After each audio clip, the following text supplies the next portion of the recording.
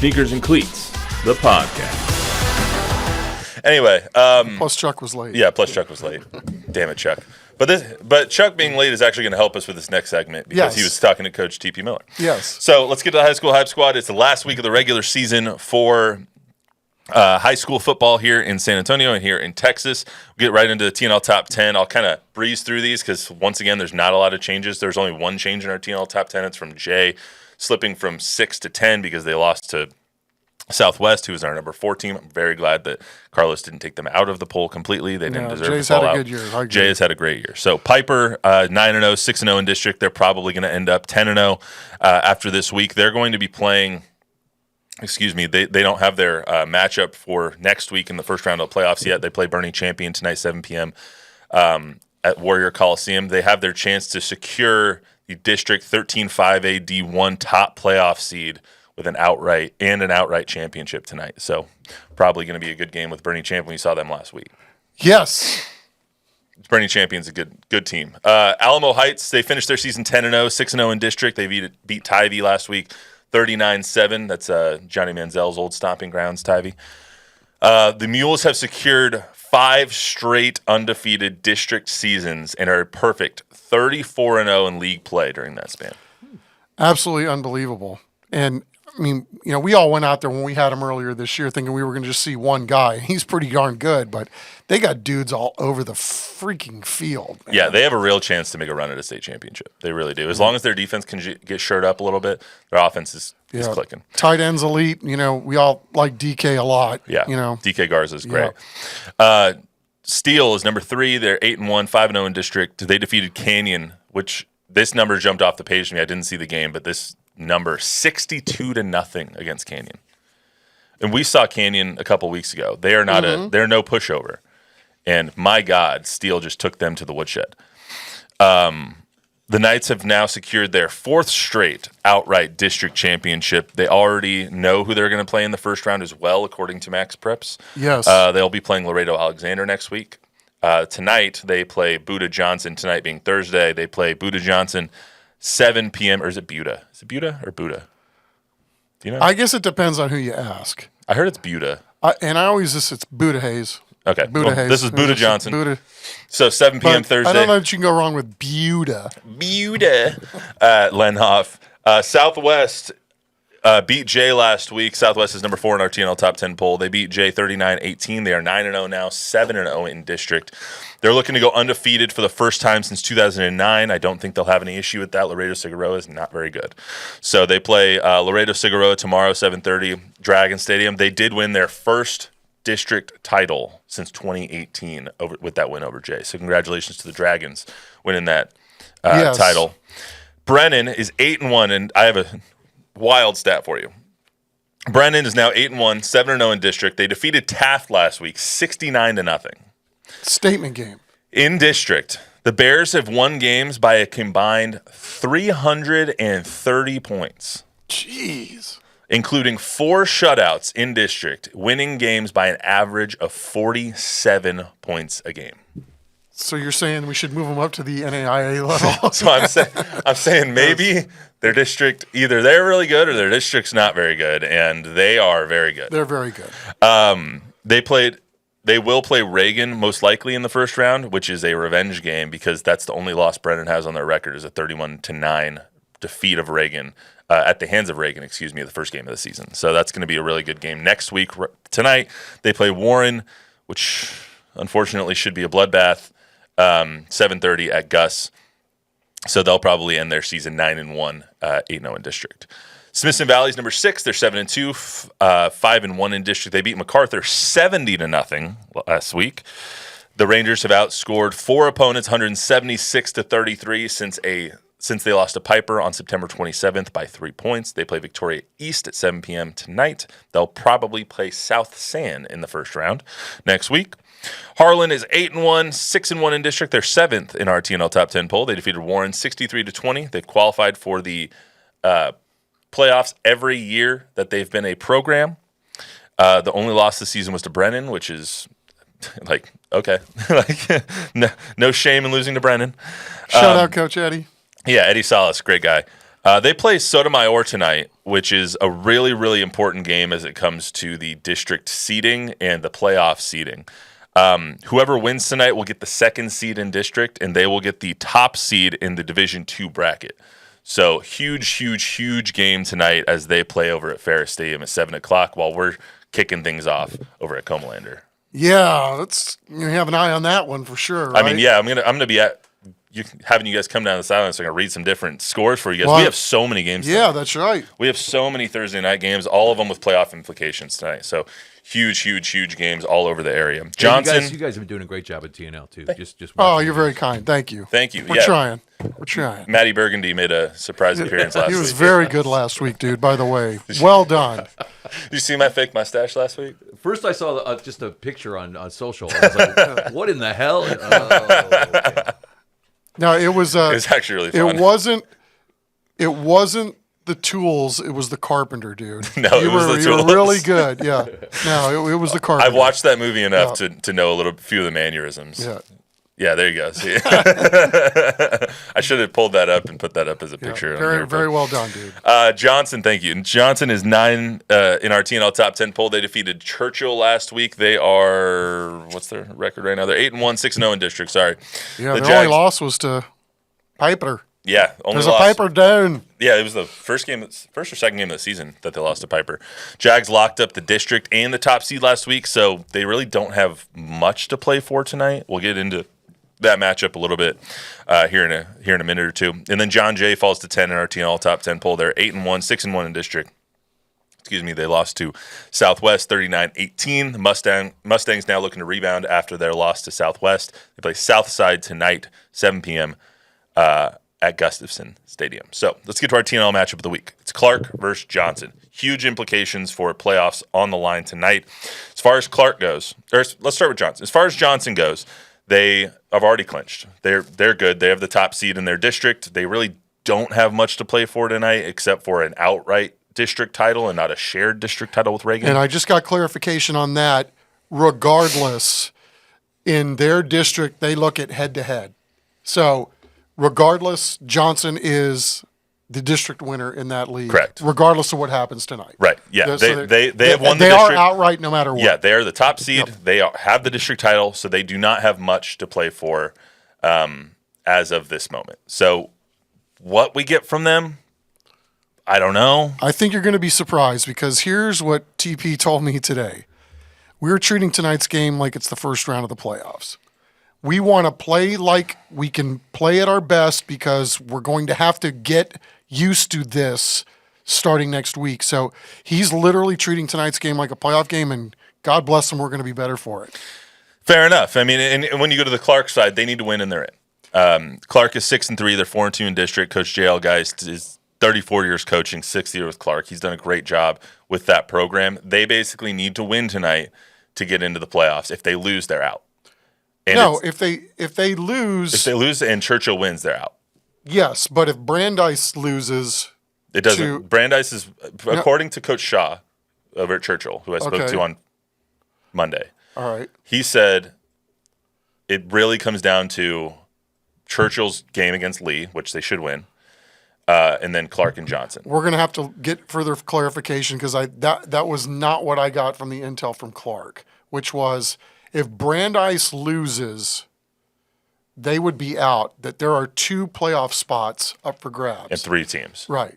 So, but then it comes down to point differential because Churchill beat Clark by 19.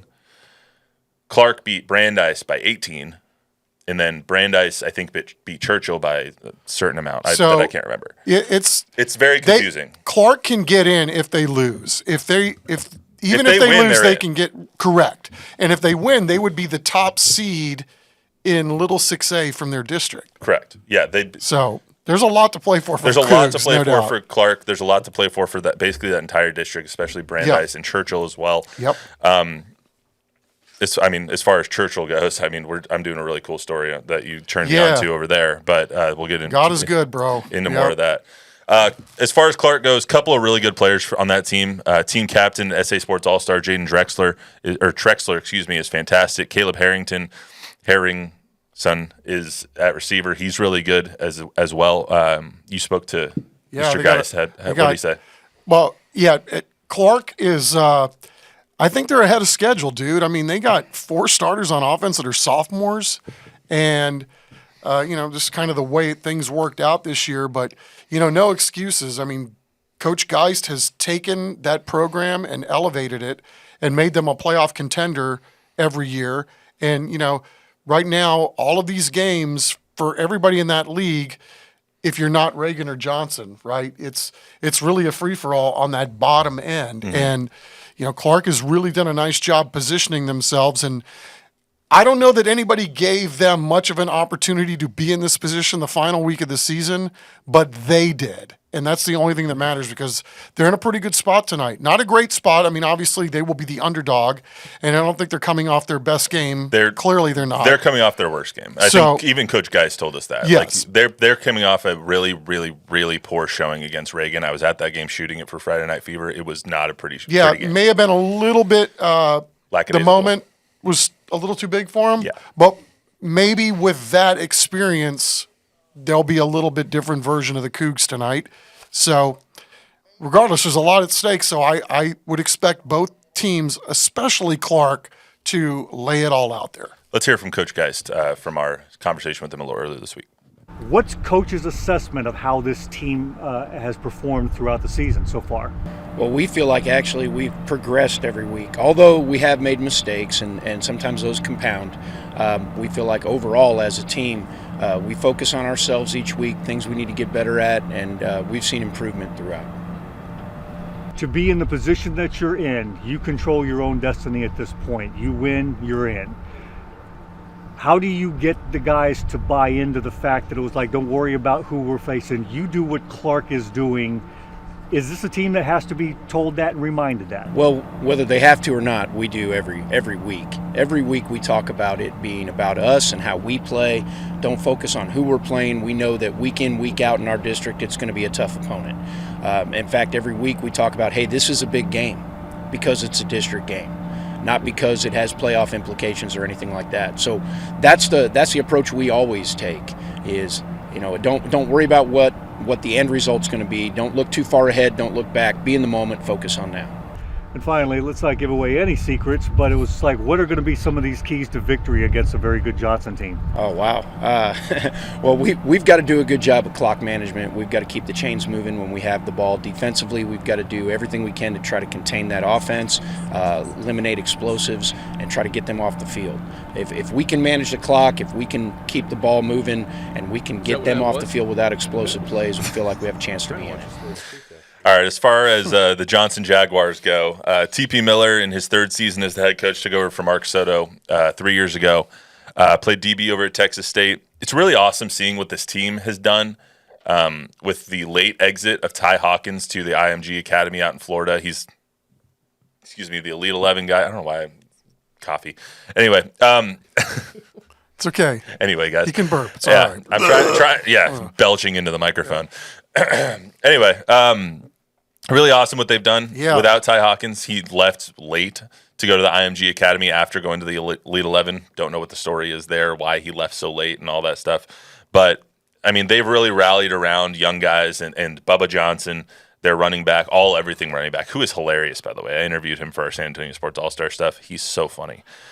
He's so good, too. Yeah, right? He's fantastic. And that's the one guy that I think, Coach Miller was kind of he's trying to direct college recruiters, like, look at this guy. I mean, and they've got some dudes all over the field. He's there a hell of a trust player, me. man. But yeah, TP said, I think he's the best in the region, and I think he's the best, probably one of the best in the state. What's kind of crazy is they have 2 of the best running backs in that district. Cole Pryor is also at Reagan, and Lauren Johnson, Bubba Johnson is what his mom calls him, at Johnson. And it's just, those are 2 of the best running backs probably in our area, maybe the 2 best if you exclude the wide receiver combo of Michael Terry III. Yeah. It's going to be really exciting to see them put on a show tonight.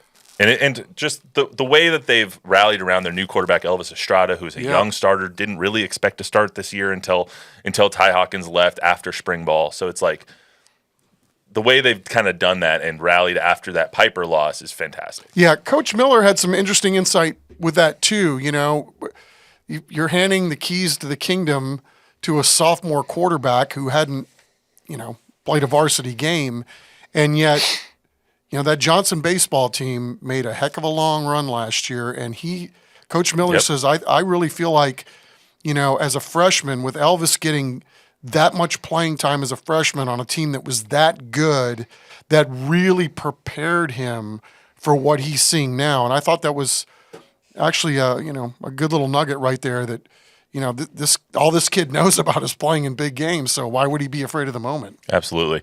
Another couple of all-stars on this team I just want to shout out real quick for here from Coach TP. Gabe Simpson, San Antonio Sports All-Star selection at wide receiver, 39 catches, 634 yards, 4 touchdowns. And then I think Sam Draper as well, their starting safety senior. He's 5'10", 170. He was an all-star selection as well. Academic all-district, so always love to see that. Really smart kid.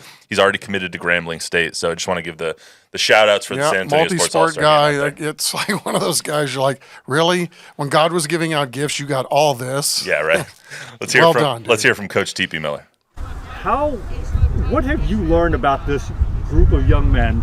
Because obviously there was a whole lot of doubt coming in from everybody outside of this organization with Ty leaving. What did you learn about the character of these young guys that says it was like, we're not worried about it, next man up? Well, it's a testament to our coaching staff, testament to the 43 seniors that we have on our team. We learned about their character and building the man from the inside out, and this is what our athletic program is built on, passion to build character, and that character building started in January. And so it's just trusting the process that they're prepared for this moment, they're prepared for any adversity that takes place, not only on the field, but off the field and in life. Has anything surprised you at this point in the season? Every week is a new challenge. The new challenge this week is Clark. So when you talk about anything surprising, I think the surprising thing is how fast and how quickly our guys are starting to even gel more together. The togetherness, the bond, and it's been a neat thing to watch about not having egos involved, offense, defense, special teams, our coaching staff.